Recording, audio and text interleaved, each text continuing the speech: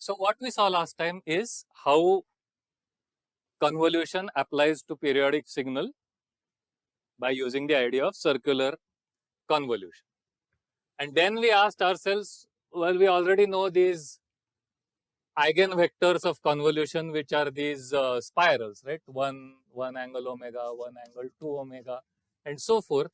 Among these, is there a subset of eigenvectors which is also periodic, right?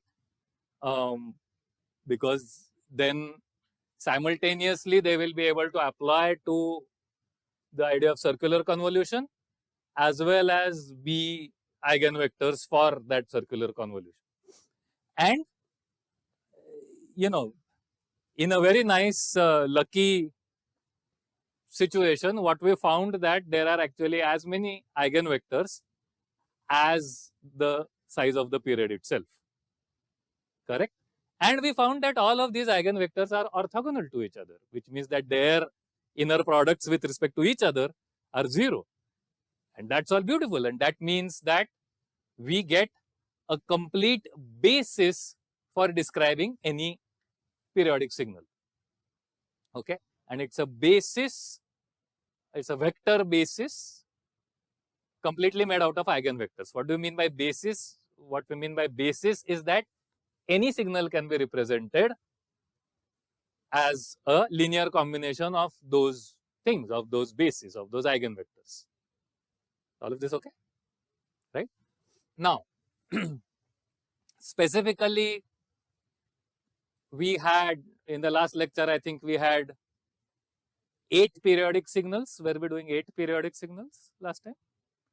And then we found 8 eigenvectors, and they were the 8 eigenvectors were one that did not rotate, one that rotated 1/8 of a turn per sample, one that rotated 2/8 of a turn per sample, 3/8 of a turn, 4/8 of a turn, minus 1/8 of a turn, minus 1/4 of a turn, minus 3/8 of a turn.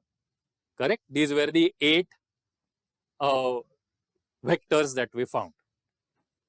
In general, if we have n periodicity,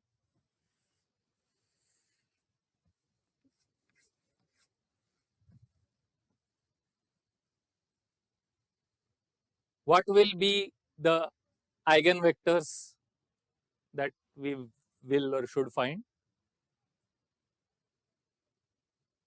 What will be their frequencies? And will we always find n eigenvectors, or is there some, I mean, did that specially work for 8?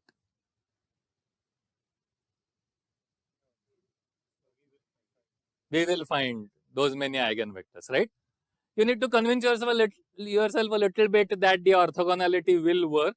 I'm going to give you a homework problem for you to convince yourself very mathematically that the orthogonality relations between the spirals work in general for n. Okay, but yes, it works fine. So what will be the frequencies?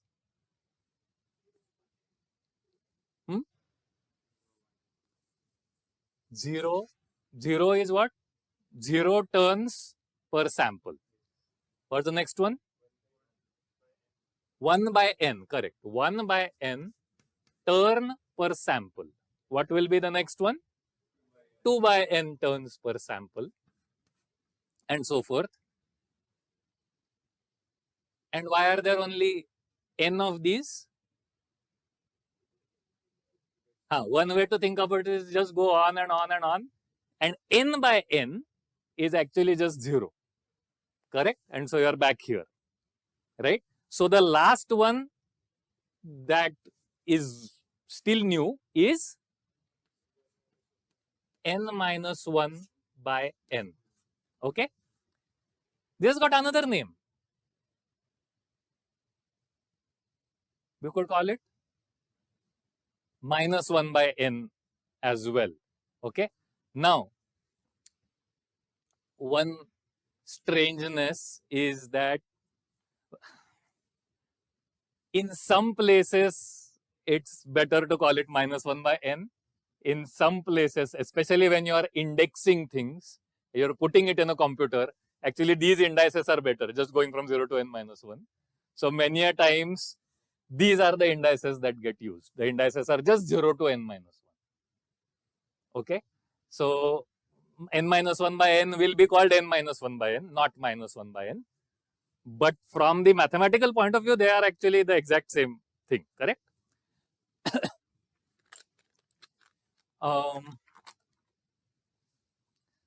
Especially, okay.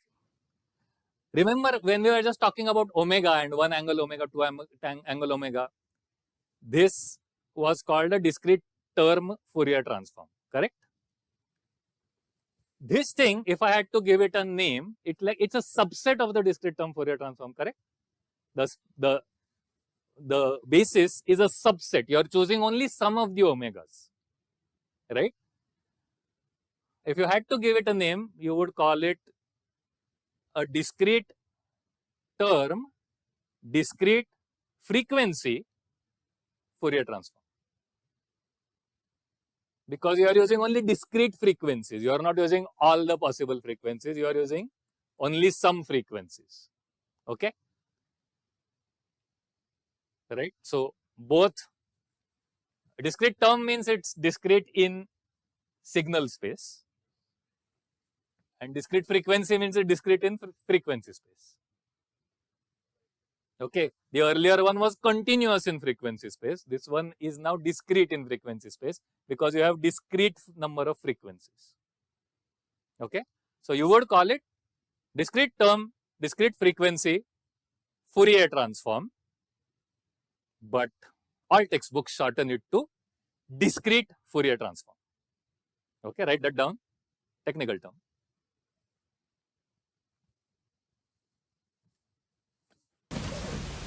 How was the previous one continuous? Because it's continuous in frequency, right? So your omegas go continuously from minus half a turn per sample to plus half a turn per sample.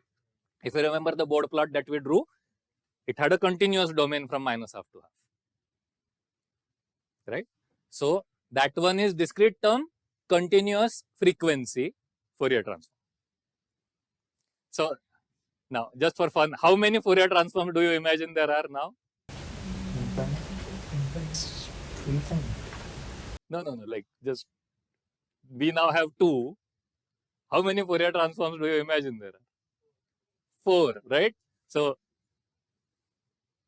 continuous time, continuous frequency, continuous time, discrete frequency, discrete time, continuous frequency, and discrete time, discrete frequency.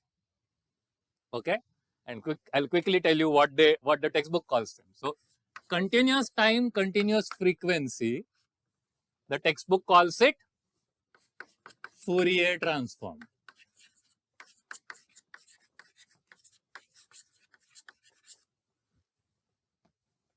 Continuous time, discrete frequency, textbook calls it anyone?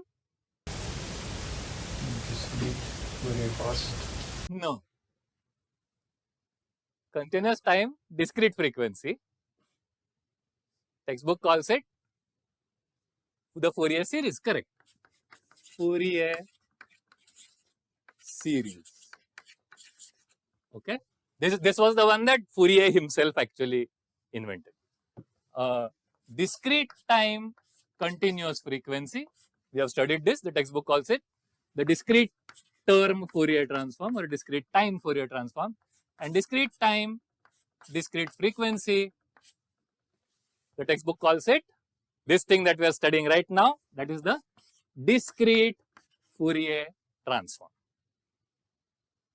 Okay, so there's 4 of them. We will study these 2 in detail. We will not study these 2 in detail in this class. I'm just letting you know that they are just continuous time variants of the same thing. Almost the same thing happens. You just have to use integrals instead of summation, and then you have to do measure theory and whatnot. Abstract nonsense. Okay.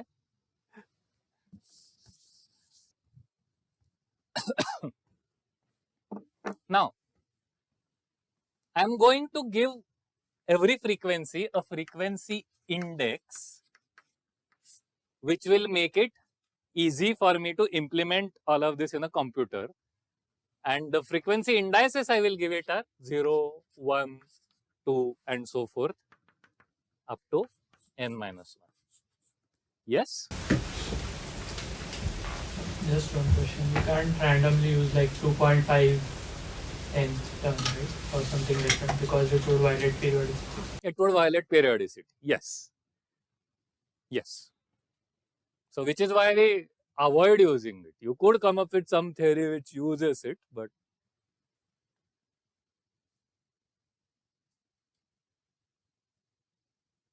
okay. So, right? And so what is the actual basis?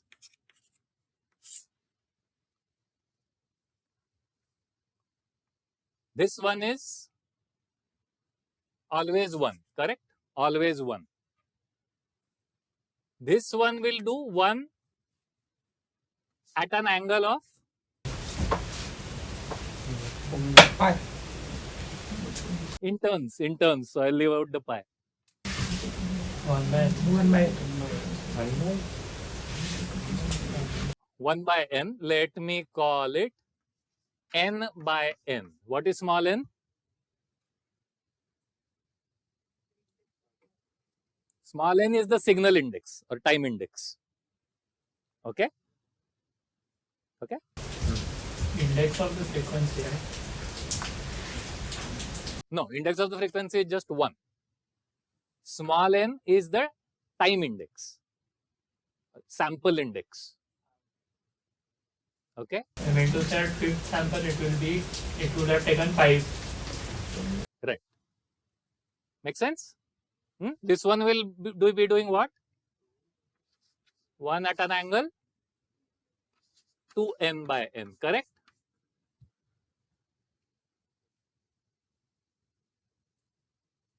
By the way, if anyone needs it, there are brackets around 2n by n, okay? Is okay? Yes? Small n. What is small n?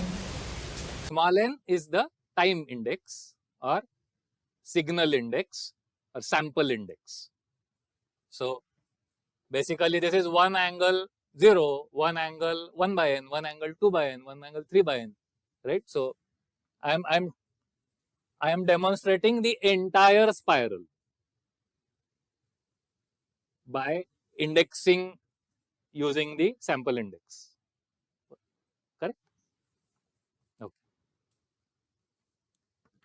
So, yes. So, in general, for an index of k, what is the formula? 1 at an angle of kn by n, correct? Is this okay?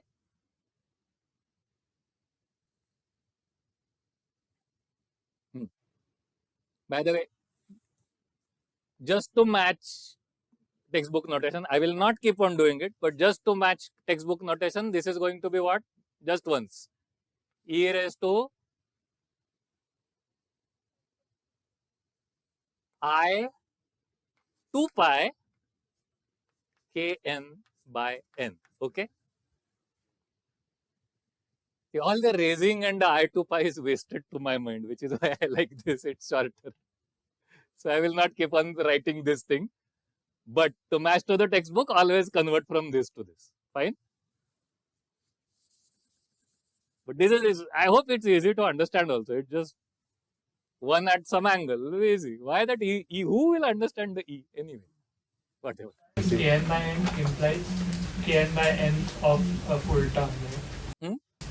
2 pi into kn upon n implies kn upon nth of a full turn. Yes. e raised to, because it's the complex number. And the vector ka. Yeah. And you do 2 pi to convert from turns to radians. one turn is 2 pi radians, you have to multiply by 2 pi, you have to do I because it is the imaginary exponentiated exponential which causes a uniform circular motion, as we saw in a previous lecture. Okay, fine. So now we will give this basis a name. We will call this so we'll call this, let's say we'll call this U0, okay, and we'll call this U1 and so forth. So very specifically, the nth sample of U1 is this, correct? The nth sample of U2 is this. Any sample of U0 is just 1. So in general, the nth sample of UK is this. Okay, this is fine. This is the discrete Fourier transform basis.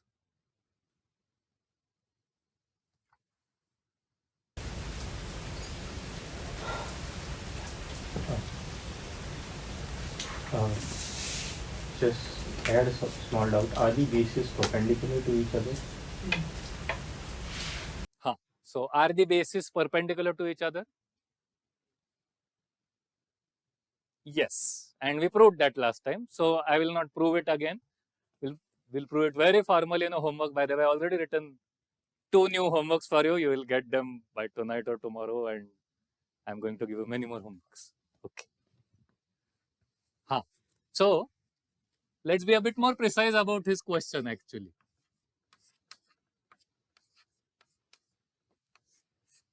Calculate this. What is uj comma uk?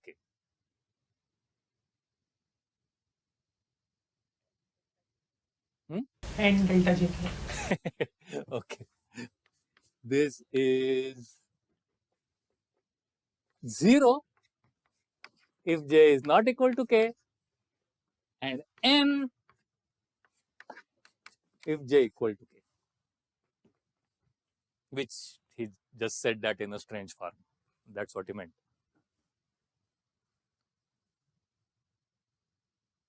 This is okay?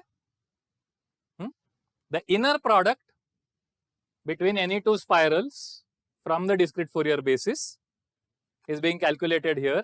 If they are 2 distinct spirals having 2 distinct indices, their inner product is 0, which means they are orthogonal to each other. We proved this last time.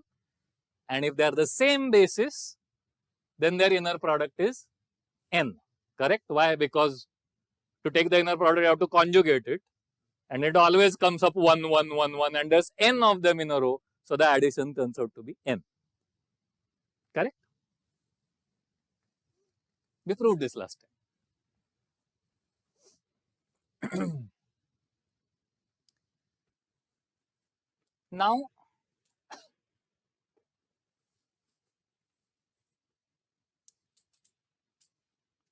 think of that basis, and let's keep that basis in columns. Okay, so I'm going to put U0 in a column. Correct, no? Correct. No, once more. Okay, let's put the basis in a column. So I am going to put U0 in a column, U1 in a column, so on and so forth up to UN minus 1 on a column. Okay, and let me call this matrix U. Now, given some signal, let's call this signal x. Given some signal x, what do we want to do? Convolution we will do, yes, but before that, express it in the basis. Yes, express that in the basis. Okay, what does that mean? That means that we want to find something to multiply each one of them with, such that they add up to x, right? So we want to find a vector. Let me call that vector x bar, okay? We want to find a vector x bar such that x bar is a vector of multipliers, which are going to multiply these things. We have done this before. I'm not doing something entirely new. Go back to your lecture on Moore-Penrose pseudo-inverse. Okay? Such that it comes as close as possible to x. And in fact, because you have as many bases as you have dimensionality, as you have dimensions, as close as possible is going to be the exact place, right? So this approximation will actually be equality, correct? And now let's go back to the Moore-Penrose pseudo-inverse formula, correct? How do you do this? You do it with the Moore-Penrose pseudo-inverse, correct? And what is the Moore-Penrose pseudo-inverse formula? Do you remember it? QTU inverse QT. Correct. And so this x, no, how do I do it? X bar, okay, let's write it. X bar is going to be U transpose U inverse U transpose X, correct? Except now remember that transposes, but this is all happening in complex numbers. So the transposing will also do what? They take the conjugates, and that you have to remember. Okay? Everything else works fine. Transpose, while doing transposes, you have to conjugate. Correct? Now tell me, what is the matrix U transpose U?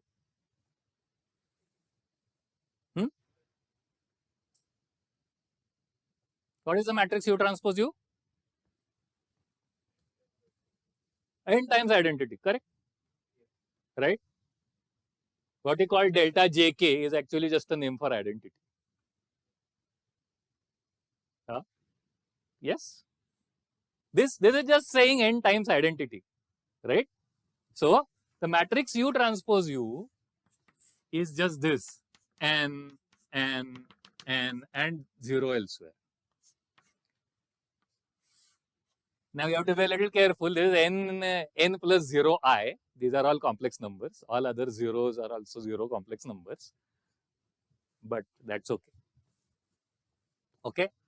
So U transpose U inverse U transpose X. What's U transpose X?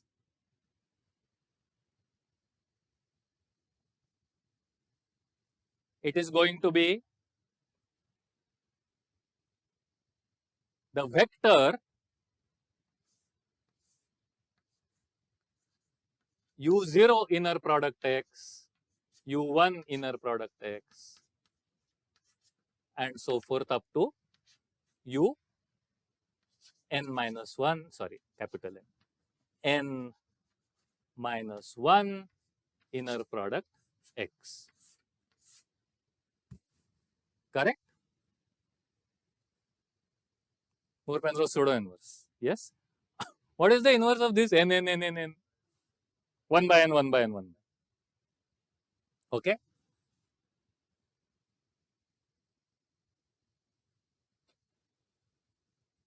And so what do we get?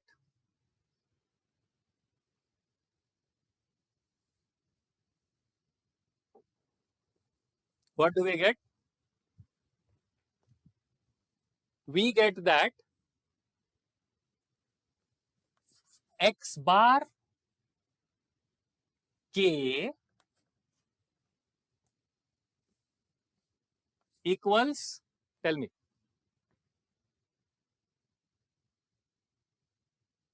What is X bar K? X bar K is the kth entry in the X bar vector, where X bar is the description vector in Fourier basis space.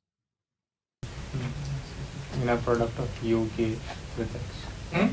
Inner product of UK with X. That's By m divided by n. divided by N, yes. Correct. And divided by n. So it is 1 by n inner product of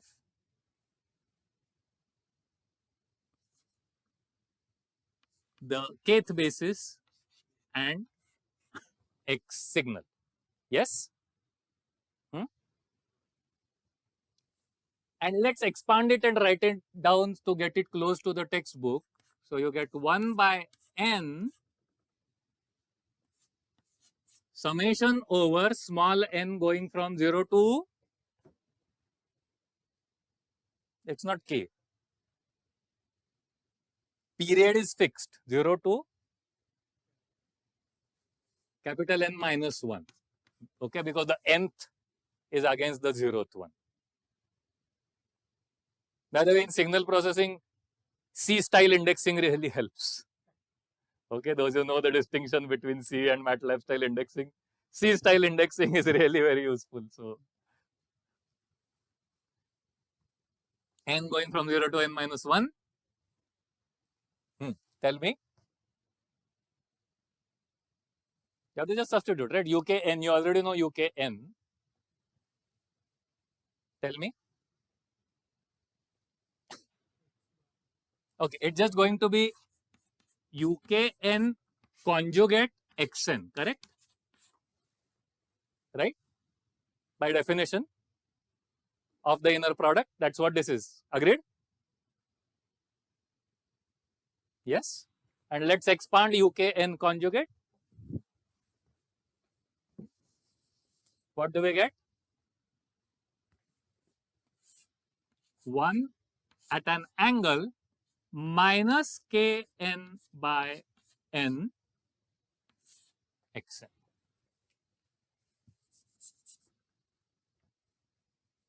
Okay? This is fine? Question? Just a clarification, X is also a periodic signal, right? Small x is a periodic signal, yes. With period n, yes. So, in the case where we are taking the pseudo inverse, is the period of X greater than N? Is the period of x?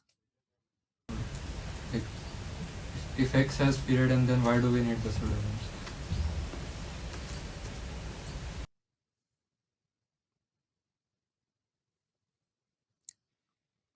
You could have taken the direct inverse, but we don't know how to calculate the direct inverse and we know how to calculate the pseudo inverse, which is why I took the pseudo inverse. They will be the same, yes. So we actually calculated the direct inverse using the Moore-Penrose pseudo inverse formula. Because I have taught you only the pseudo inverse and not taught you the direct inverse. So we calculated, yes, you're right. Those who know linear algebra, we did end up calculating the direct inverse of this matrix. Yes. In what cases will we require the pseudo inverse? If we were using a truncated Fourier basis, and there are many applications for that actually. For example, lots of audio compression or even video compression, image compression, uses truncated Fourier basis. So you use only few of these, you don't use all of these. And the hope is that the other ones are so small that your ear will disregard the difference. Because your ear is basically a Fourier transformer and also attends to some of the highest input that it gets. And so even if you disregard some of the other ones, it won't matter. And so they use the truncated Fourier basis, in which case you will do an actual, you will need the actual pseudo inverse. Okay? Right. This was just a formal way of showing you what I already showed you the last time, that if you have an orthogonal basis, then all you have to do is do independent projections on the basis to find out the best linear combination of the basis to get to the signal. This was just a formal way of proving that thing. Right? We did this, we ended with this formula last time. And there I gave you an intuitive explanation that we just need to, all we have to do, because your bases are orthogonal, all you have to do is project independently on each of the bases. And this is the mathematical proof of that. Fine? Any questions?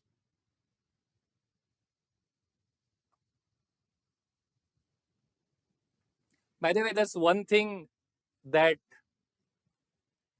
I should point out. We are playing a very intriguing trick here. In principle, your signals are still infinitely long. They are just periodic. In principle, they are still infinitely long signals, right? Both your spirals as well as the signal itself is infinitely long, and both of them have a periodicity of capital N. So, taking the inner product of both of these, you should be taking from minus infinity to infinity, no? Because that's what is the physical truth. It will just increase the computations unnecessarily. No, it will become infinity. Yeah, there's a bigger problem than just increasing the computation. It will not converge, or it whatever, it may not converge. Okay, I'm not going to go into the mathematical details of that. So a trick that we are playing is that we are finding a description space, which is the space of describing a single period. And in that description space, we are now doing the inner product. So the inner product is in the description space, not in the original infinite space. Okay? There are many ways of thinking about it. There is something called a generalized inner product, and this inner product can be thought of as a different inner product applied on the original space itself. Something that I will not describe in detail right now. But there are different ways to think about it, but I should point out that we have played this trick, because otherwise at some point of time your brain is going to go into some strange thing that, oh, but then what is this? Yes, no, we are doing this trick. This is a trick and we are doing this. Okay? Okay. Now,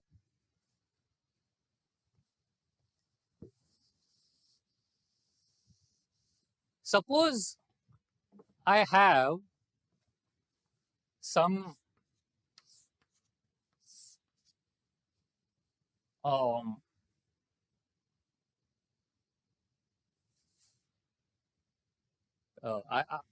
I have some convolution happening here. Okay. And my convolution multipliers are, say, f0, f1, f2, and so forth. Okay. Each of the bases will suffer an eigenvalue. Agreed? Will get scaled by an eigenvalue. Right? And the question is, what is that eigenvalue? We have done this before. We are just recalculating it because we are now in a discrete basis. So let's just make sure we are doing it right. So by the way, f0, f1, f2, how many can there be? How many f coefficients can there be? Actually, there can be as many as you want. You can That's just we. Correct, but we'll crumple it into n coefficients.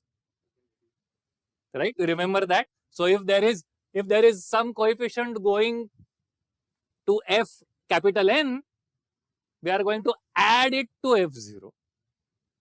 And that way we are going to restrict our convolution to have just n, capital N coefficients. Okay? Or capital N multipliers. Is that okay? So f0 to, what is this last multiplier? F n minus 1. Correct?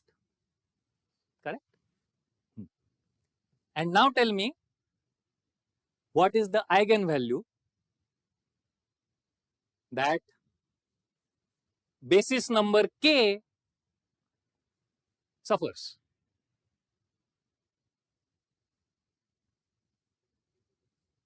what is the eigenvalue that basis number k, uk, encounters when it goes through the convolution having convolution rule small f. This is your DTFT. It is the DTFT of small f, correct. Yes, it is. It is. With omega replaced by kn by n. Yes. But let's just calculate it, right? I mean, you never have to remember formulas. You can just calculate things. So basically, trying to calculate an eigenvalue, always look for where is there a 1. Wherever there is a 1, below it the eigenvalue is going to come out, correct? So let's calculate what comes out here. What comes out here? You haven't specified the spreading rule. F, small f. I mean, what, you want numbers there? Take numbers 3, 1, minus 4. Take whatever you want.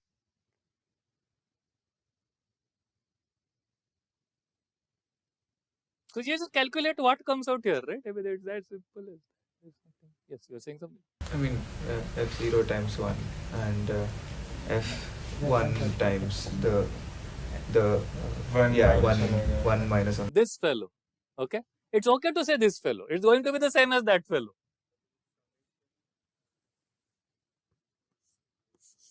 Summation n. Small n is now time index. N. And this angle kn by n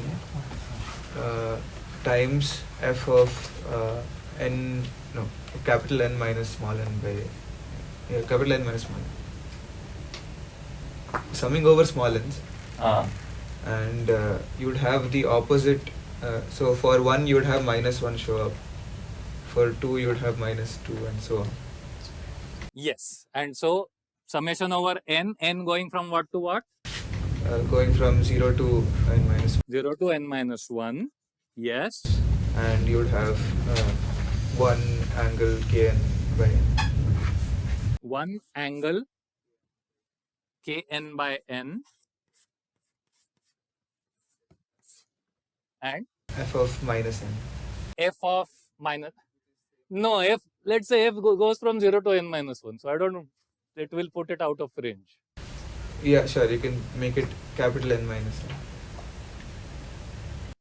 Yeah. No, then it's wrong then. Wait, is it? minus 1. So, That's wrong. Oh, take it till n, no? Take the Okay. Capital N minus n. No, that's right actually. That's okay. That's right. But okay, here's the one I like. Let's just do f of n and let's do a minus here. Okay. What you said is also right. You can do it in many ways. This is the one I like. Where is the n minus k thing? When we do convolution, we have f of n minus k into x k. Say it again. We have x of k into f of n minus k, or other way around. So where is the k term? We are using convolution formula. Right? We are using the convolution formula. Yes. Yes. Okay. So your question is. So this is f of n uk of 0 minus n, because we are using the convolution formula specifically applied to the 0th output, 0 index output. Because that's the one we care about. The 0th output is the one we care about because the input is 1. Whatever output we get here is going to be the scale. Okay? Agreed? This is okay? This, the eigenvalue, the eigenvalue, it's traditional to actually call this thing the discrete Fourier transform. Okay? So, you write it like this. Write this down.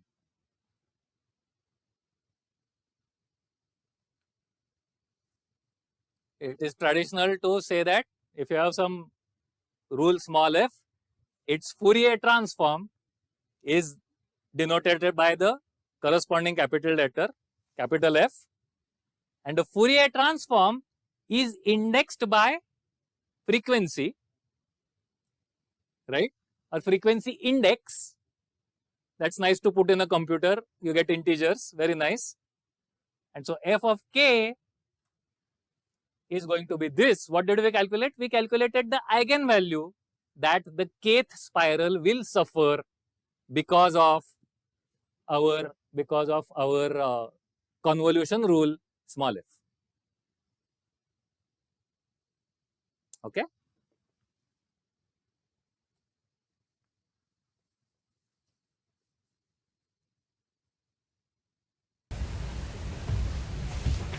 So our discrete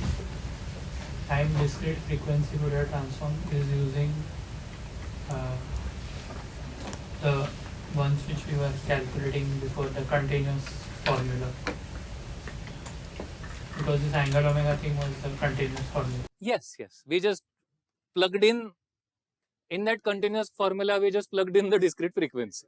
That's what we did. Yes, it is the same. Instead of, there was a minus omega there. The omega got replaced by kn by n. Yes? Now, notice this strange oddity. This x bar k equals, anybody?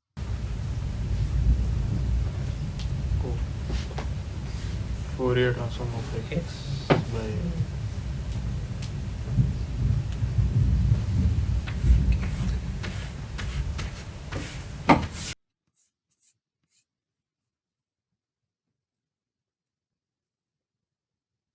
Do you see this?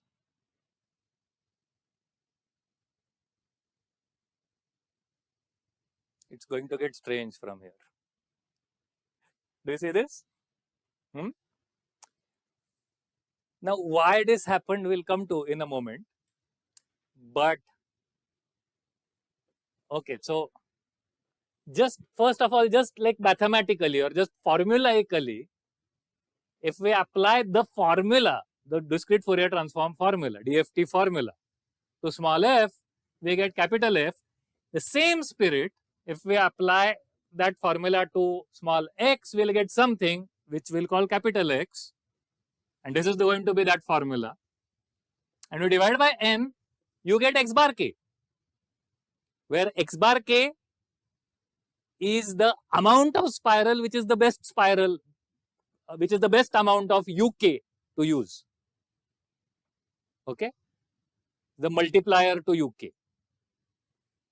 So, the discrete Fourier transform formula seems to simultaneously do two different things. One is to tell you how much of a spiral is there in a signal, and another is to tell you what will happen to that spiral. The same formula seems to have two very different purposes. This is a surprise. We will try to reduce that surprise a bit in a while. But the same formula seems to do two things, except that there is a 1 by n in one of them. Now, what happens is actually, I mean, if you were like a very sincere person writing a textbook, you will just say there are two formulas. X bar k is this different formula with a 1 by n in it, and capital F is a different, because they are different. They are different by n. Okay? But this almost sameness, all textbook authors like it so much that they will just say that capital X describes the amount of spiral that is needed, and they'll adjust that 1 by n in some way. We'll see how they'll adjust it. Okay, and there are various tricks. If you read different textbooks, you will get different tricks. Okay. So someone will, in the basis, they will, instead of having one angle, they will do 1 by root n. And then they will get slightly different formulas. Someone will do 1 by n and they'll get different formulas. So you, where that 1 by n goes and what it does is keeps on changing a little bit textbook by textbook. Okay, so you have to be careful reading textbooks. This specific thing where the 1 by n goes does not match across textbooks, which has got very slight implications throughout. So you remember, you cannot use the Fourier transform definition from one textbook and then a Fourier transform theorem from another textbook. They will be wrong by some coefficient, which will be like n or root n or 1 upon n or something like that. Okay.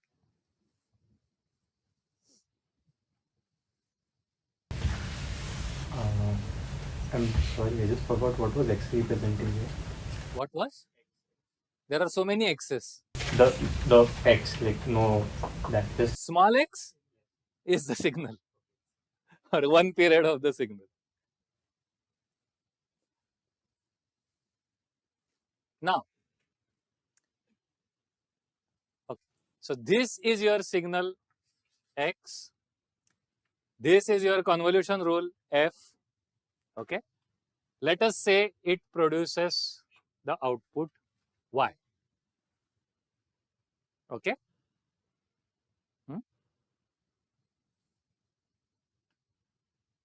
Correct. Now, what can I write it as? Y equals x star f. Is that right? Yes. X can be decomposed into spirals, correct? What will I write that as? X decomposed into spirals is going to be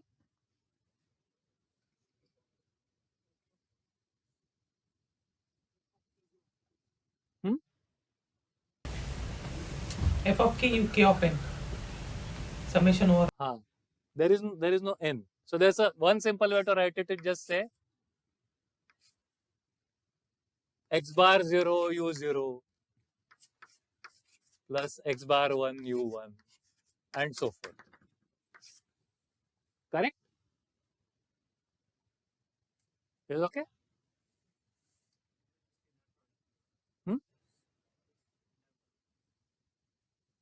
X bar is the inner product, right? We calculated it. This inner best fit formula, not just the inner product, best fit formula. Correct? So how much of u0 to use? X bar 0.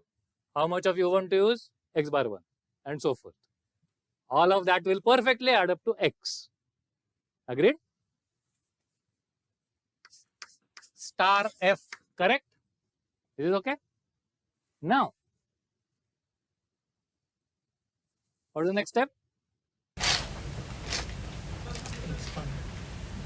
Here x bar has nothing to do with complex conjugate or anything, right? No, sorry. No. Bar is, x bar means description of x in the Fourier basis space. Sorry. The bars here are not complex conjugate. Okay.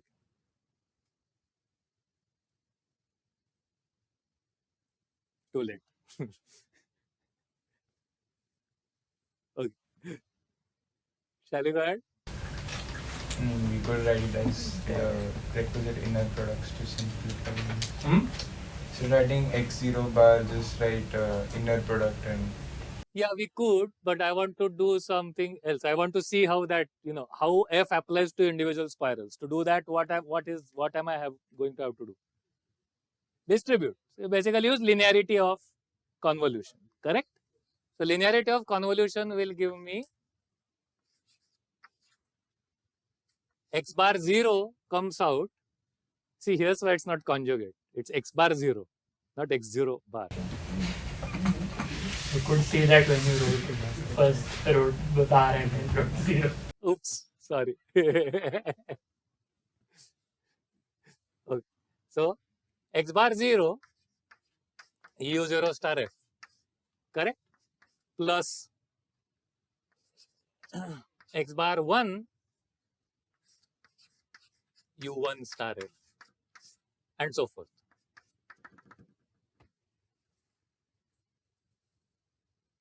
Is it correct? Is okay? Remember, these are just numbers, they are multipliers. The u's are signals. So u star f I have to do. The multiplier I can pull out. Agreed? Now what is u0 star f? F of 0. Capital F.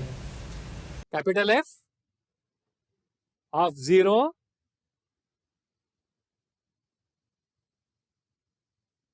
times u0. Yes. Yes. Right? So this becomes x bar 0 capital F 0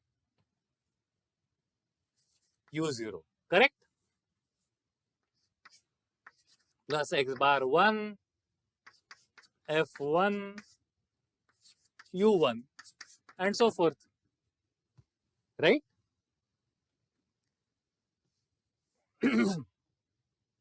Now this has to be y. Correct? This has to be y. But in terms of y, what does this look like? By 0 bar, Correct. Y bar 0 by 1 bar. and what? So this has to be y bar 0 u0 plus y bar 1 u1 and so forth. Correct? Yes. Y is a periodic signal. It can be represented as spirals, right? In fact, this is its representation as spirals. This is just, we are just using, just like x had x bar, we are using y has y bar. Y bar is the description vector of y in the Fourier basis space. Here we are defining y arbitrarily. Like we are defining y as x0 bar into x0. Yes and no. No, y is already x star f. I am defining y bar as the description of y in the Fourier space. Just like x bar was the description of x in Fourier space, y bar is the description of y in Fourier space. So just like x becomes x bar 0 u0 plus x bar 1 u1 and so forth, y becomes y bar 0 u0 plus y bar 1 u1 and so forth. I think we should write that. That is not directly derived from this equation. Right? Not from here to here, it came from here. RHS equals. No, LHS equals. What? We should like let x naught just be equal to something like that.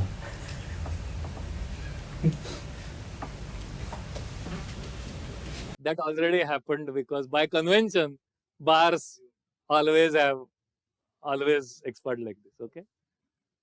Yes? And so, what do I get? I get that y bar k equals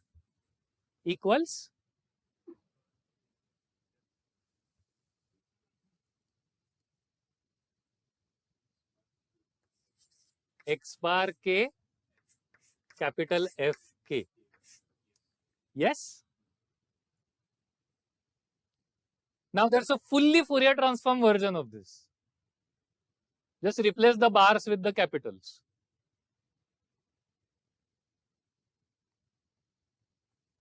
What will you get?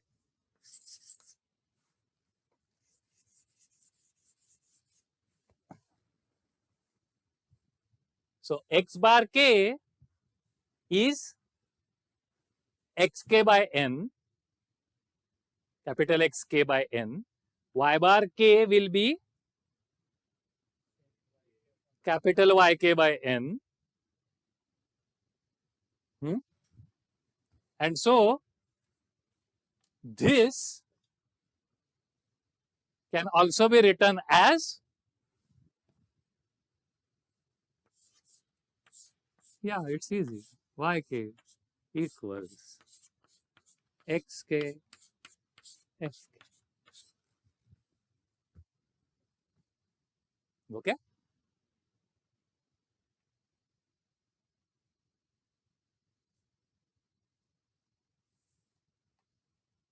A bit mad, isn't it? But we already saw it once before. Okay, so okay, let's be careful. What did we prove? We proved that if y, what did we prove? We proved that if y equals x star f, then in the Fourier transforms, yk equals xk fk is what we proved. It's a theorem. We proved it. Write it down. Yes. Convolution, circular convolution in the signal domain becomes complex multiplication in the spiral indexed Fourier domain. Why do I say spiral index? Because k is the spiral index going from 0 to capital N minus 1. So y, x and f are all signals, but capital Y, capital X, capital F are all complex numbers. Are vectors of complex numbers indexed by spiral number. So capital Yk is a complex. Is a complex number.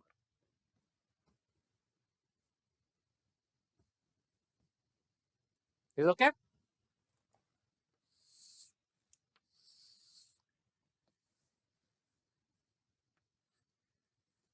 So we already saw this before, but this is like a strange, different variant of it. When we saw it before, what we saw it as is if you have two cascaded convolutions, then their Fourier transforms will multiply. We saw this, right? We saw it in DTFT, but the same thing will happen in DFT because DFT is just a specifically chosen DTFT. You understand this? We saw this, right? But I must have called it the fundamental theorem of Fourier transforms or something like that. No? Maybe it was like the last 5 minutes of the lecture and everything.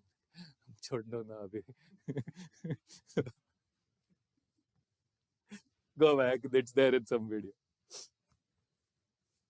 So we saw this before, that if you cascade two convolutions, then there is a cascaded convolution.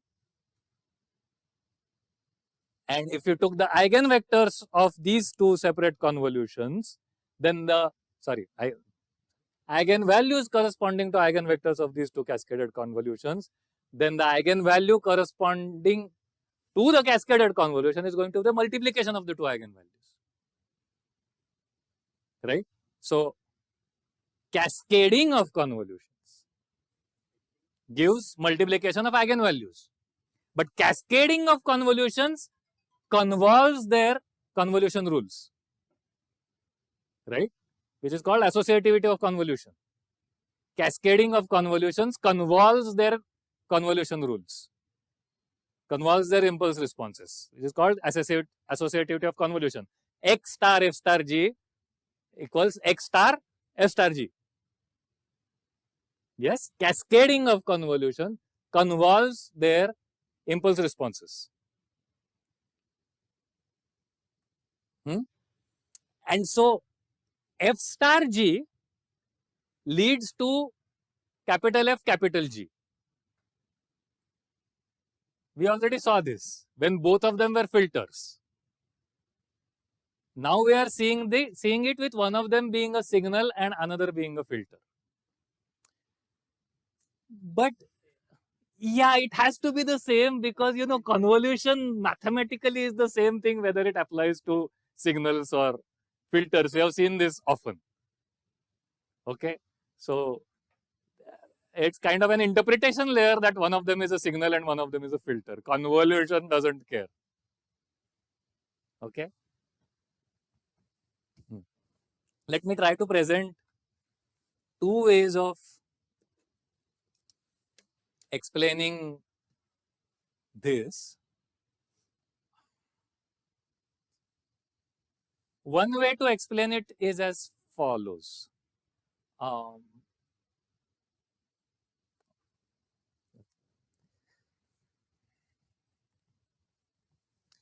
Let me try to present two ways of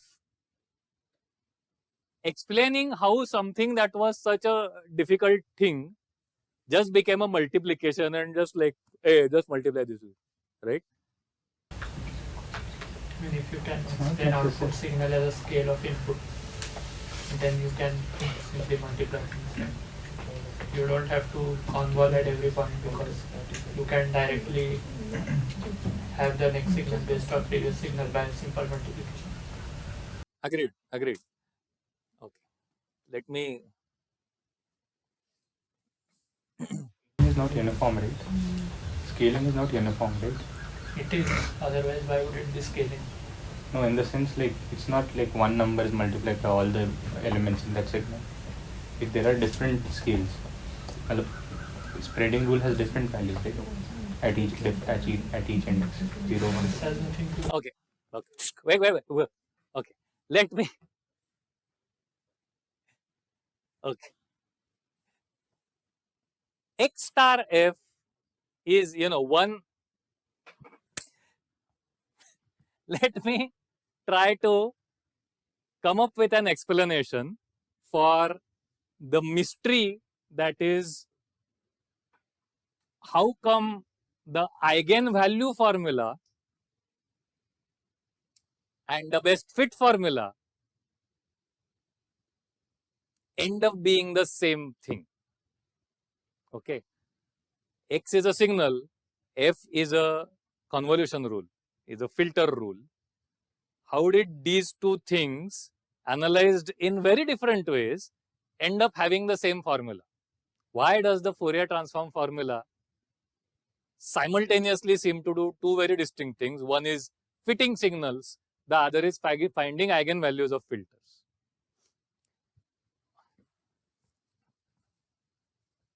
And there's two ways of thinking about it. I mean, really, in our mind, the asymmetry comes from the asymmetric interpretation of X and F, right?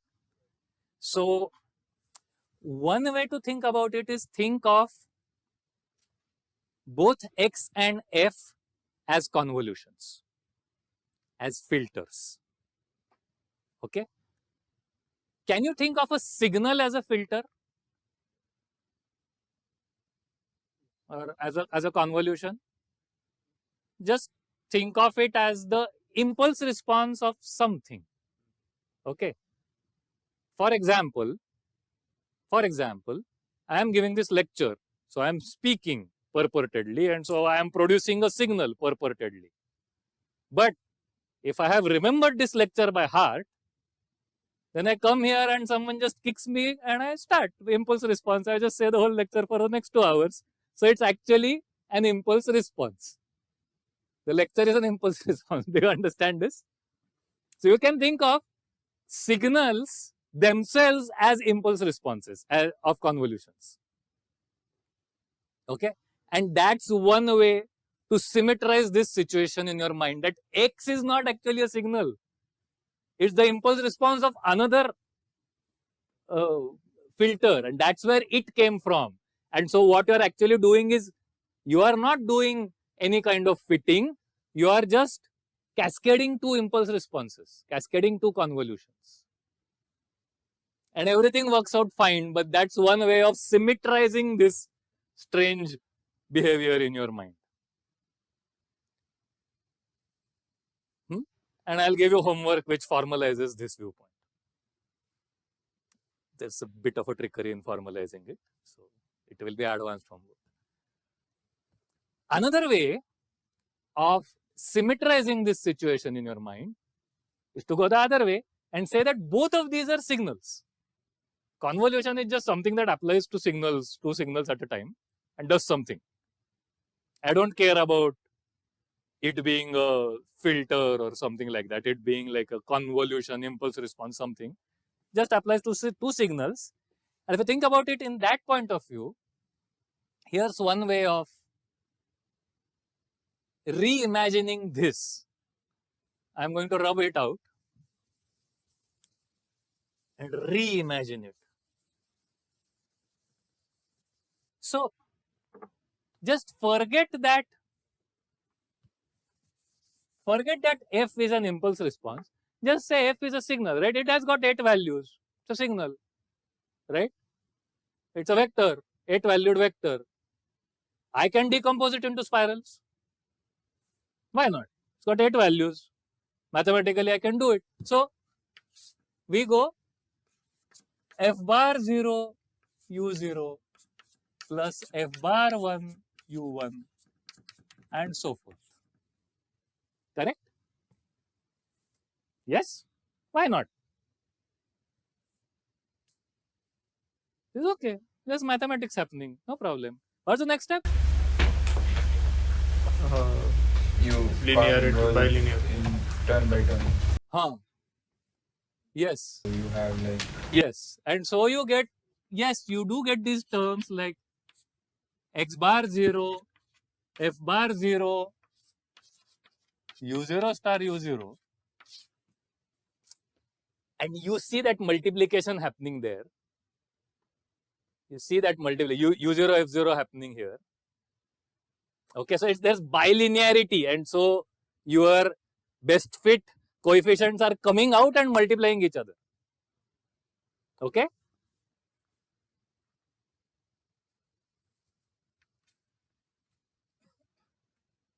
Now this u0 star u0 is some signal, right? We don't know what that is. We don't know what that is. But it's not as simple. What do you get? So you get this x0, f0, and you get x1, f1, u1 star u1, and you get these things. Okay? But you also get, non-diagonal terms. So you get like x bar 0, f bar 1, u0 star u1. Oh, and so forth. And there's a lot of these terms.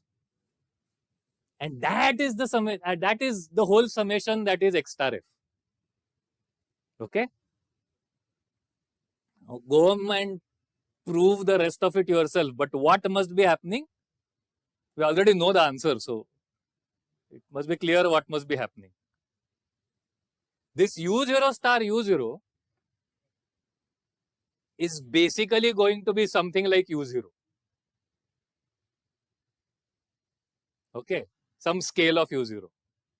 In fact, it's easy to calculate. What scale of u0? It's n times u0. Capital N times u0. Right? For u0, it's easy. It's just once. Okay. What is u1 star u1? It must be, it must be something times u1. Now, is this surprising? This is not surprising. It's not surprising. For what reason? u0, listen to me carefully. u0 is an eigenvector of any convolution. So if it goes into the convolution star u0, some scale of u0 has to come out. u1 is the eigenvector of any convolution. So u1 star u1 has to be some scale of u1. Now think about u0 star u1. It has to be some scale of u0, but by commutativity, it also has to be some scale of u1. What is a vector which is simultaneously a scale of u0 and u1? The 0 vector. And so this has to be the 0 vector, and so all of these other terms are 0. Get it? So this is another view that symmetrizes the whole situation. Think of both of them as signals. So, right? So think of both of them as convolutions, or think of both of them as signals, and you get two very different viewpoints of why the numbers multiply. In one viewpoint, they multiply because they are eigenvalues, and eigenvalues is scaling, and scaling is going to multiply. In another viewpoint, they multiply because the head convolution is bilinear, and the only bilinear function in single real numbers is multiplication. That's why they multiply. Okay? Can you repeat the last statement? No.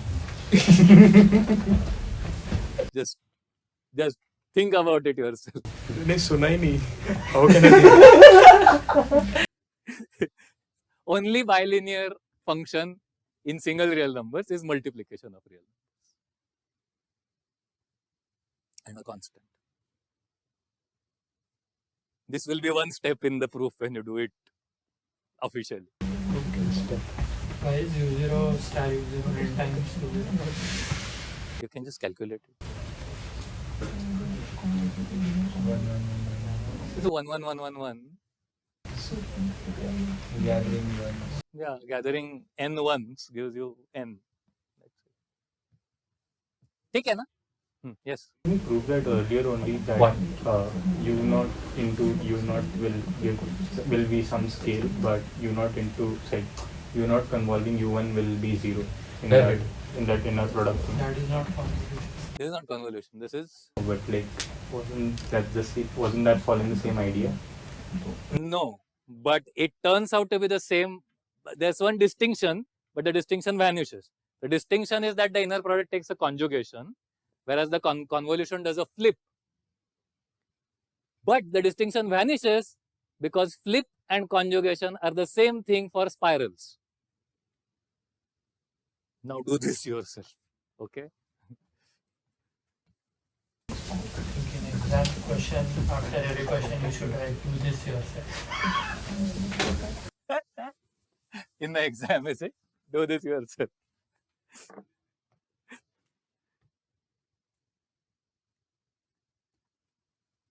So, here's one question. Now, suppose I have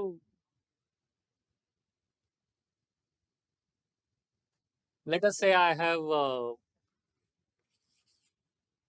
y bar, which means I have y bar k for all k's. Okay? Can I find y from the y bars? Yeah, that's just y is going to be y bar 0 u0 plus y bar 1 u1 and so forth. Is that right? Suppose instead I had been given yk, the Fourier transform of y. Can I calculate the signal y from the Fourier transform? Using that.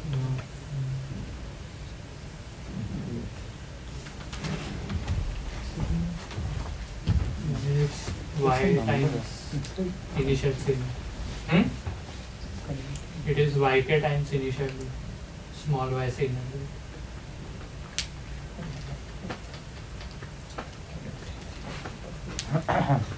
So I have been given capital Yk for all k, and the question is what is small y? If we can calculate y from yk, then we can just calculate this by using that formula before. Yes, correct. And so, what is that? What is y? Yes, what is that? Y bar k, sorry, it will be 1 by n. yk. Capital Y0 U0. Sorry, yk by n. wait. Okay. So y0 by n u0 Correct? Y1 by n u1 and so forth. Correct? Is it fine? To be very precise, right? So this is happening in vectors, right? u0, u1 are all vectors. To be very precise, if you want to calculate the nth value of y from the Fourier transform of y, you want to calculate the nth value of y from the Fourier transform, what will it be?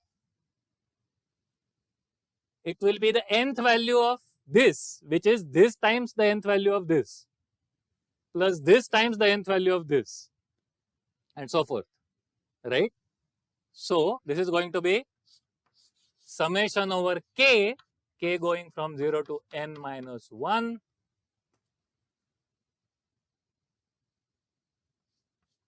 yk by n and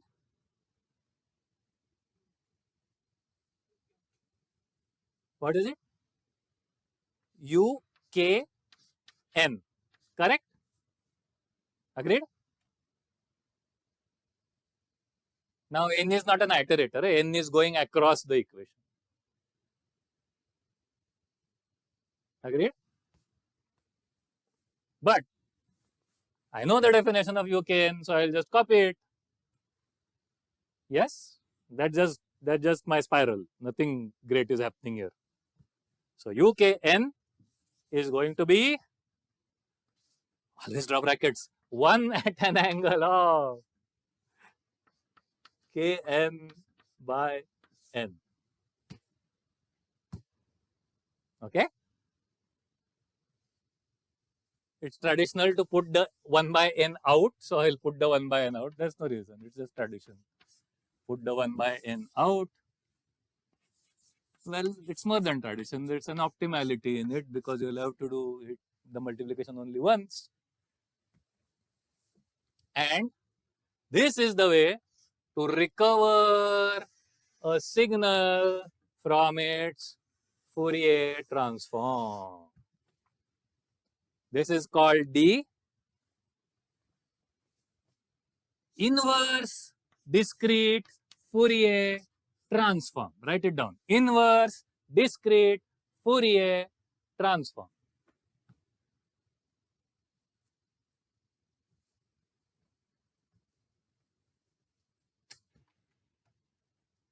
Okay.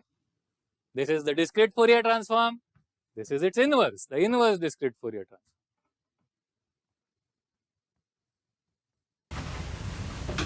Where will we be in a position where we know the Fourier transform signal but we don't know the signal? When will be in a position, when will we ever be in a position where we know the Fourier transform of a signal, but we know don't know the signal itself and need to calculate it?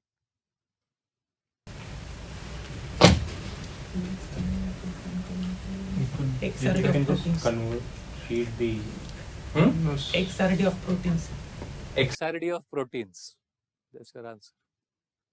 Well, okay. There are actually various sensing techniques which directly compute Fourier transforms. This happens in magnetic resonance imaging, for example, or what is your X-ray crystallography of protein structure. X-ray crystallography of protein structures, and that is because of something called Fourier optics, which you get this. They directly have the Fourier transform information. This happens in various places. microscopy also. In when they are trying to take. In diffraction microscopy, yes, because various kinds of diffraction apertures directly give you the Fourier transform of something. Yes, so there are various places where this occurs, but that's too advanced. Is there like a simple thing where you would have the Fourier transform of a signal?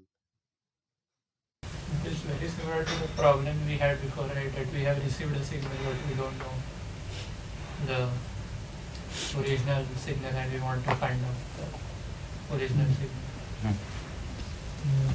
So I'm going to give you a very simple thing.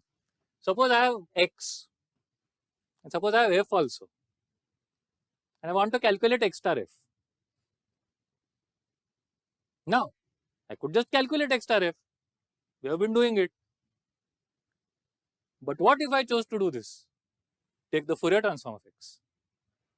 Take the Fourier transform of f. Then, what's the next step? Just multiply them k by k. Just multiply them k by k. Because that's much faster, right? You just have to do one computation k by k. The question is, how fast is it to calculate the Fourier transform? And we are going to see this next time, that it's actually faster to calculate a Fourier transform than to actually compute a convolution. We'll see this next time. Okay. So, you compute the Fourier transform of x, capital X, compute the Fourier transform of f, capital F. Now you compute capital Y using capital X into capital F, k by k. And now you know the Fourier transform of Y, but you don't know why.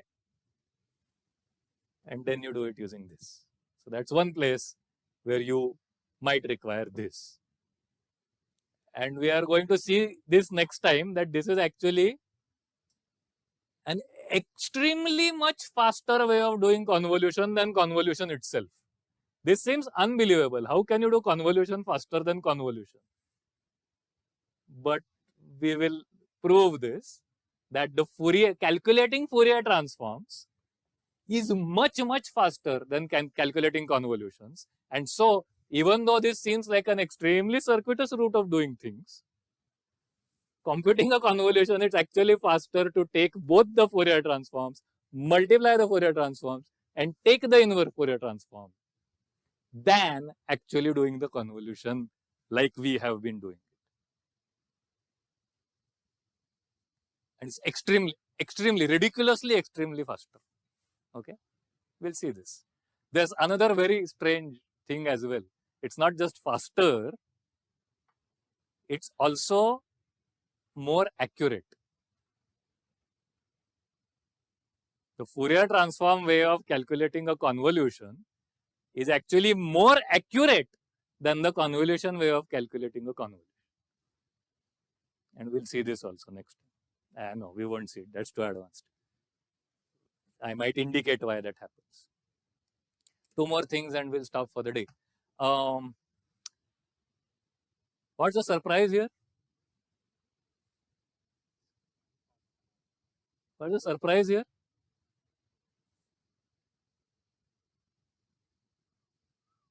Is there a surprise? They almost look like the same formula, right?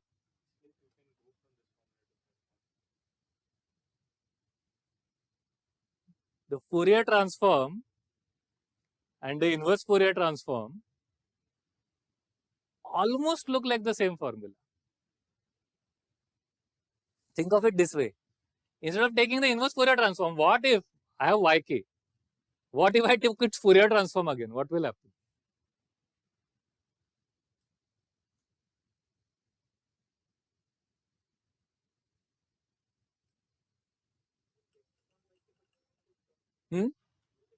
You will absolutely right. You will get small yk, but it's flipped in time. Okay, why? Because only one minus sign is missing, and that's going to be what comes out. It will also either be n times bigger or n times smaller or something like that will happen. Something like that will happen. Okay, n times bigger.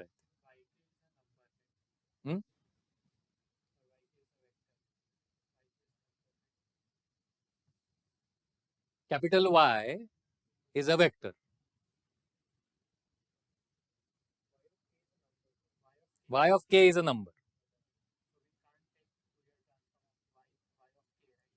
Yeah, you're right. So, by yk I mean capital Y.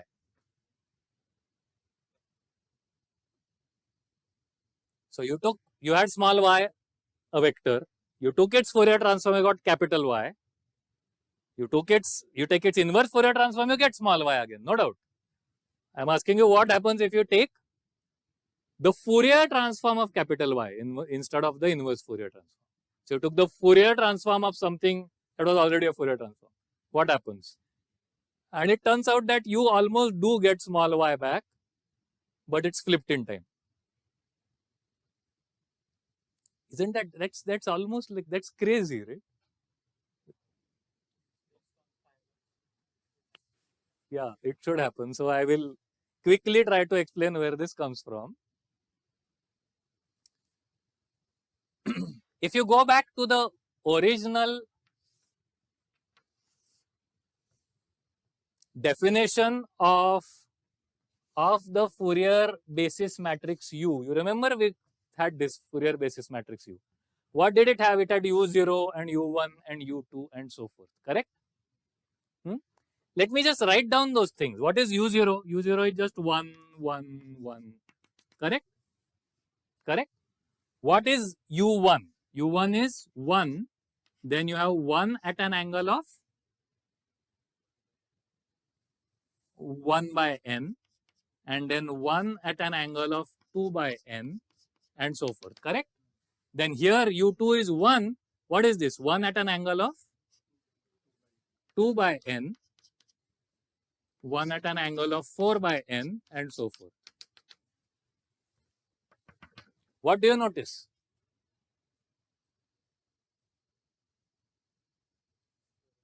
It's a symmetric matrix. It's a symmetric matrix.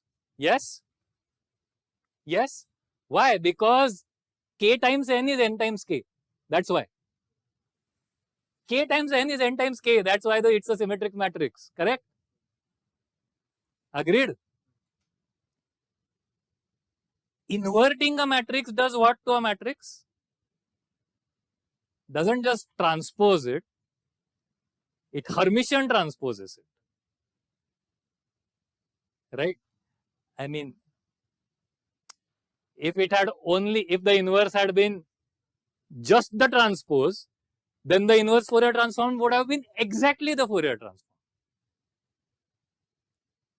But to invert this, you have to take the transpose and also take conjugates. And that's that slight distinction which causes the flip in time. Okay? Here's the other odd thing. If you take y, you take its Fourier transform. Take its Fourier transform. Take its Fourier transform. Take its Fourier transform. What do you get? You get y. 4. Try this at home today. You take a signal, take its Fourier transform 4 times, you get back the original signal. It will be scaled by something depending on your exact Fourier transform formula, whether it's 1 by n or 1 by root n or something. Depending on the textbook, it will be scaled by something. But 4 Fourier transforms gets you back to the original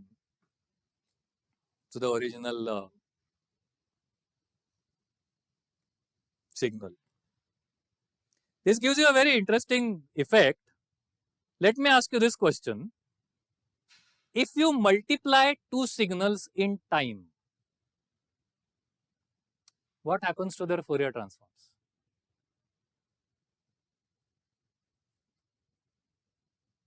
Do you understand multiplying 2 signals in time? You have 2 actual signals in the time domain or signal domain. You're just multiplying them sample by sample and producing a third signal. Okay? What happens to the Fourier transform? Yes. The Fourier transforms convolve. Do you see why? Because the inverse Fourier transform is just the Fourier transform actually. So, for every Fourier transform theorem, there is going to be a reverse Fourier transform theorem.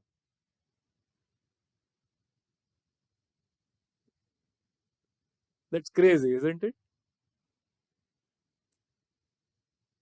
This theorem is called the modulation theorem, and you can actually, without going to this kind of duality between Fourier transforms and inverse Fourier transforms, this has got a very fundamental reason that it happens. Why multiplication in time domain is convolution in the Fourier domain, but that's an outcome. Okay. Duality is something that we'll consider to be advanced. So I'm telling it you for fun. Duality will not be there on your exam, but it's very useful. Last property.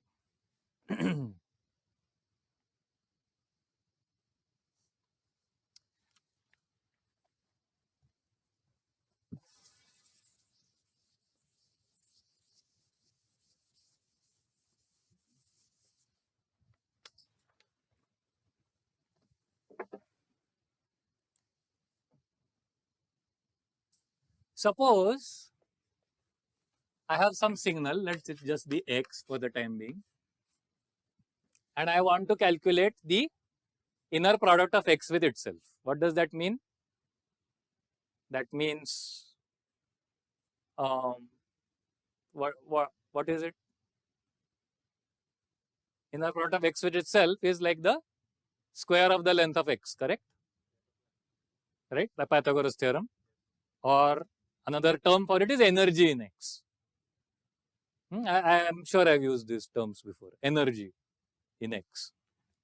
So, if I want to do this, but I had the Fourier transform of x, how will I do it? First, let's do it with the x bars. What do I get? So, this becomes x bar 0, u0 plus x bar 1, u1 and so forth. And this becomes y bar 0, u0 plus, sorry, not y bar, it's still x only. Sorry. Okay, x bar 0, u0, x bar 1, u1 and so forth. Inner product. Next step. Inner product is bilinear, linear in both its first and its second input. And so we do all of that very big thing. Yes, it kind of reflects the proof we did there, no? With convolutions, with inner products. Now what happens? You get, you have to be careful here.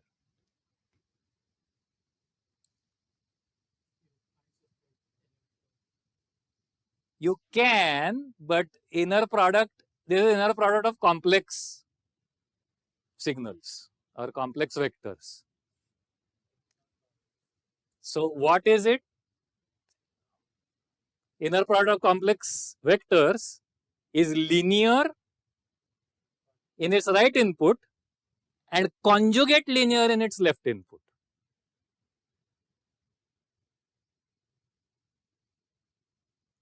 Okay, and so as the multiplier comes out, it's going to conjugate, and you will absolutely hate this if I put a bar on top of it for conjugation. So let's use star for today, even though I have used bar before. X bar is just a vector x bar. Star is for conjugation today. Okay. Conjugate of conjugate is the original thing, yes. But x bar is not a conjugate. X bar is just a vector x bar. You asked it. I said it. Don't forget what you yourself asked and I explained.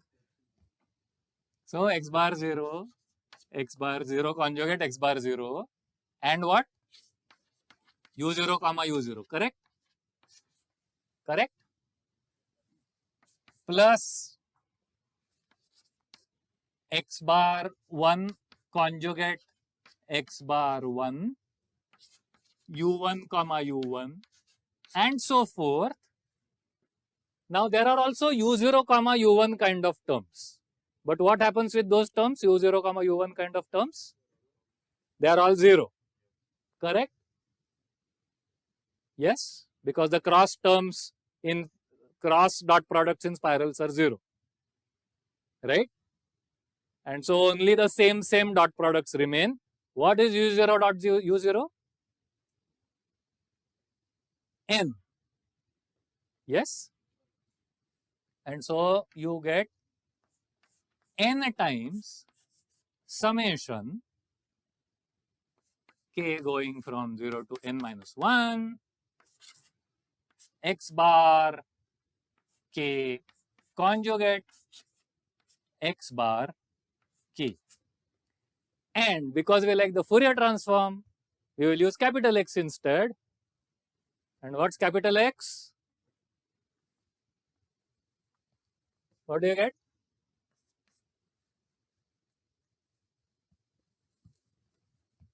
Doing it right, no? Oh. Use capital X instead, you get 1 by n summation k going from 0 to n minus 1, not x bar, sorry, capital X k conjugate capital X k, which I finally write as 1 by n Inner product. X. That is just supposed to be, the 1 by n should not be there, right? Why? Because xk is, x dash k is equal to a capital Xk by n. So the n will go that side. N square. N square should divide N by square, two. okay, sorry. There were two. Yeah. So this is that 1 by n, pesky 1 by n, you have to keep on remembering where it is in every formula. It shows up in different places and like, yeah. And you use a slightly different convention, you get the n's all change into different places. And the strange thing is that it's highly likely that if you're using different signal processing packages, they have slightly different conventions. This can happen. So, because textbooks have different conventions, so the packages can also have different conventions. You can write your own package. So, what did we get? X dot x equals capital X dot capital X with some factor 1 by n. That factor 1 by n will change depending on the exact convention. This is called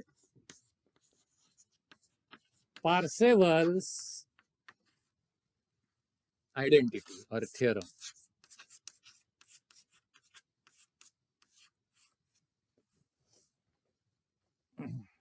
Okay. So,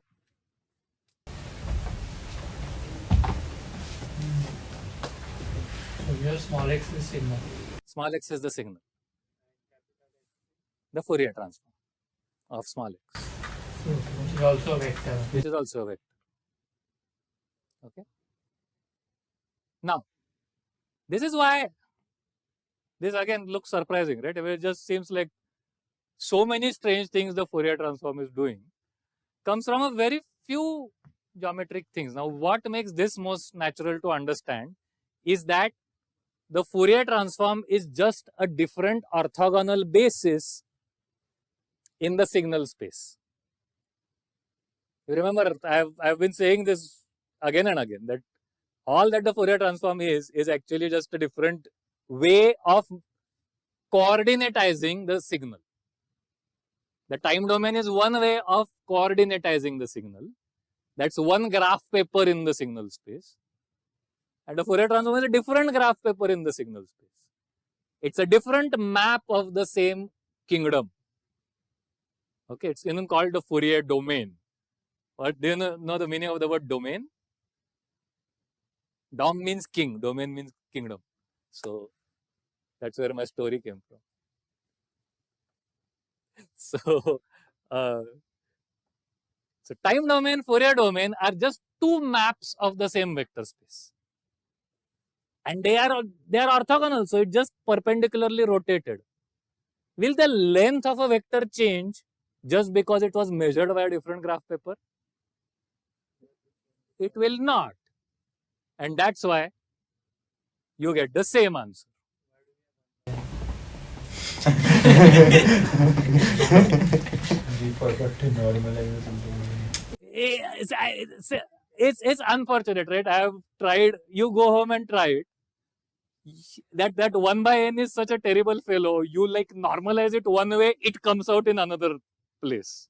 So, because you also need it, you need it to do two things. You need it to be the eigenvalue and you need it to be a basis. And you can never make it vanish from everywhere. So, yes, you could have a set of definitions where the Parseval's theorem will look beautiful. x comma x equals capital X comma capital X, you can come up with those definitions. But then the fundamental theorem of Fourier transforms will look slightly strange. So you will not get capital Y equals capital X into capital F. You will get like 1 by n or 1 by root n show up there. So whatever you do, the 1 by n shows up somewhere, okay? Can't help it. So here it showed up here. So don't feel too bad, okay? You can choose a slightly different basis which makes that 1 by n go away, but then it shows up in a different place in the theory, okay? Fundamentally, you have the same length is what this theorem is saying. Okay, yes. N is the period over here, right? Yes, capital N is the period. And we said that Fourier transform is a complete way of describing things. Yes. So we can go beyond periodic signals. Yes. When we go beyond periodic signals, what is N? I'll answer that question. Right now, I'll answer in 2 minutes. When you say the length of the vector does not change, that means the what do you exactly mean by that? Like, let's say the length of the vector is n. That means it has n elements in it, right? So that means this number remains constant. Is that what you're trying to say? No. Length of a vector, like length. As a footpatti. Yeah, geometrical length, right? The length measured by yeah. Basically, if you look at vector, it's like dot Ah. product. Yeah. Pythagorean length remains the same. Okay. Question. You said the Fourier domain and the time domain are independent. So does that mean capital X comma small x final product is 0? Or When did I say Fourier domain and time domain are independent? I don't know. what that? You didn't say orthogonal. The Fourier basis itself is orthogonal. So the Fourier domain is a different orthogonal basis of the same vector space. That's what I said. So does capital X comma small x make sense? The inner product. You can calculate it. I mean, it will give you an answer. I don't know what it means. It will tell you projection of your original basis on Fourier basis and such, which may not need much. You usually don't take such inner products which are in different description spaces. So you can do that, but then you have to, you remember the quantum physics notation where you have those angle brackets, but you have something in the middle also, like an operator. That operator is there to glue different spaces together. So if you want to glue a capital X and a small x together, the operator you have to use is a Fourier transform or an inverse Fourier transform, which is the same thing in quantum physics, by the way. It's actually a Fourier transform only. The momentum operator is actually a Fourier transform. Momentum and position are duals of each other because they are Fourier transforms of each other. Yes. Okay. Your answer to your question. And that's the final thing we'll do today. This, yes, so good. So he has pointed out correctly that we did something in some fashion that I have been promising, that the Fourier transform is a complete picture of signals. In what sense? That in this sense, that the spirals completely fit the signal. You have nothing in the signal remaining. And the question is, will this work for non-periodic signals? And we have only done it for periodic signals. Of course, to do it for non-periodic, yes, you are correctly pointing out that n will tend to infinity, right? And so, yes, so there is going to be this linear, real analysis and Lebesgue integrals and those kind of things involved. And since we don't want to go into all of that, we'll not do this formally. I'll just try to indicate informally how to do it. Okay. When you have infinite signals, it's actually not true in very general that the Fourier transforms can match any infinite signal. What turns out to be true is that the Fourier transforms can completely describe any signal having finite energy. So it's allowed to be infinite, but it has to have finite energy. Okay, energy as in vector length, right? Or square of length, whatever. Pythagorean square integrable is just one way of saying it, or square summable. It's discrete, so it's square summable. Okay. So if you have a square summable signal, then the spirals, now these are the omega spirals, right? Because it's the DTFT, can match it precisely. And I will give you kind of a hint of an answer. So what happens is, if you have a square summable signal, think of taking a larger and larger window of that signal. If you take a larger and larger window of that signal, a smaller and smaller amount of the energy is going to remain outside. Okay. Now you have to work a little hard, but basically you take that window and do this analysis of the window. And you now say that, hey, I didn't catch the whole energy, but I caught a large part of the energy by doing this analysis of that window. And as I go on increasing n, you get some sort of a limit and you prove that the omegas are enough. To do this, you also need the duality of Fourier transform that we just studied to do this formally, because windowing a signal is actually multiplying it by another signal which is ones and zeros, which causes there to be a convolution in the Fourier domain, and you have to calculate that and do all of that correctly. If you do all of that correctly, you finally get a formal proof that the DTFT is enough for square summable signals. Okay, we will not do this formally, will not be on the exam, but I am just explaining that it's a continuation of the theory that we studied. If I have to calculate a Fourier transform using pen and paper, then it has to be for periodic signals in some sense. Yes, yes. Anything that's happening finite in a computer has to be this Fourier. That of the 4 Fourier transforms, the discrete Fourier transform or the discrete time, discrete frequency Fourier transform is the only Fourier transform that can actually be calculated with numbers in a computer. The rest of it has some infinity somewhere. Okay, so with that, we have proven that we have today seen what is the discrete Fourier transform, what is the inverse discrete Fourier transform. We have seen its formulas, we have seen how they match each other. We have seen the Fourier transform theorem, we have seen Parseval's identity, and we have seen how the Fourier transform is a complete picture, at least in the periodic space, and we have indicated how it's a complete picture in the infinite signal space as well. Next time, we are going to see the faster Fourier transform, or why it is faster than doing convolution. See you next time. Thank you.